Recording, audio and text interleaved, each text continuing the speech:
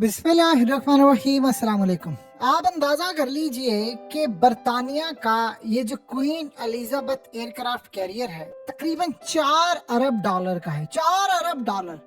Imagine करिए, हम $1 अरब के लिए पूरा मुल्क गिरवी रखते हैं। $4 अरब का ये एयरक्राफ्ट कैरियर है और ये तकरीबन 2-2.5 साल पहले इसका इफ्तिताह किया था क्वीन एलिजाबेथ ने। ये आई थी और इसने आकर वहां पर उसका इफ्तिताह किया। बड़े ये सारे खुश थे कि क्या बात, हमने एक ऐसा शाहकार लिया है।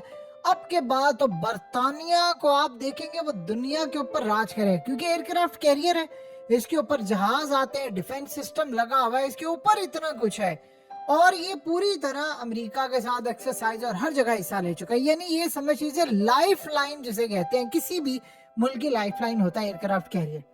अब हुआ क्या कि नेटो के साथ मिलकर ये मिडिल ईस्ट में वर्ल्ड वार 2 के बाद सबसे बड़ी मिलिट्री एक्सरसाइज करने जा रहे थे कि इन्होंने बाद में वहां पर ट्रेनिंग करनी थी, एयरक्राफ्ट कैरियर को लेकर जाना था और बाद में इसी के थ्रू इन्होंने हौसियों पर हमला करना था। क्योंकि हालिया जो इनके तबाह हुए हैं शिप, उनसे इनसे रिपोर्ट जो तलब की गई उसमें पता ये चला है कि इनके पास कोई ऐसा शिप नहीं है जो शिप असल में मुकाबला कर सकता है।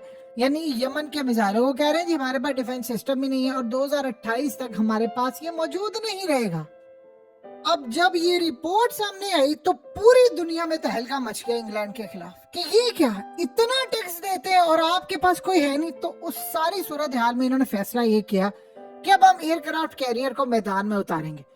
अब एयरक्राफ्ट कैरियर को मैदान में उतारा तो पता ये चला कि वो तो खराब हो गया है और यमन पर जिसको उतारना था हमला करने के लिए, और इन्होंने रूस के खिलाफ भी उतारना था, ये दो ममालिक थे ना, एयरक्राफ्ट कैरियर इन्होंने उसी वक्त ऐलान कर दिया नहीं हमारा एयरक्राफ्ट कैरियर खराब हो गया है और ये यमन का मुकाबला नहीं कर सकता।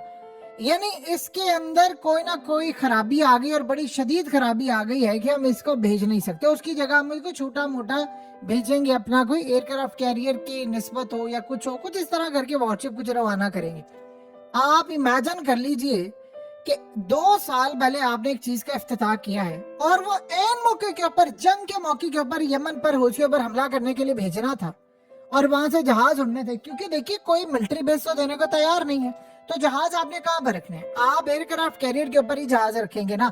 अमेरिका ने तो अपना एयरक्राफ्ट कैरियर हौसियों के डर से मिडिल ईस्ट से निकाल लिया। वो इसलिए निकाला क्योंकि उनका डर था शिप तबाह हो रही है, तबाह कर देंगे, हमारा तो 20-25 अरब डॉलर का लॉस हो जाएगा।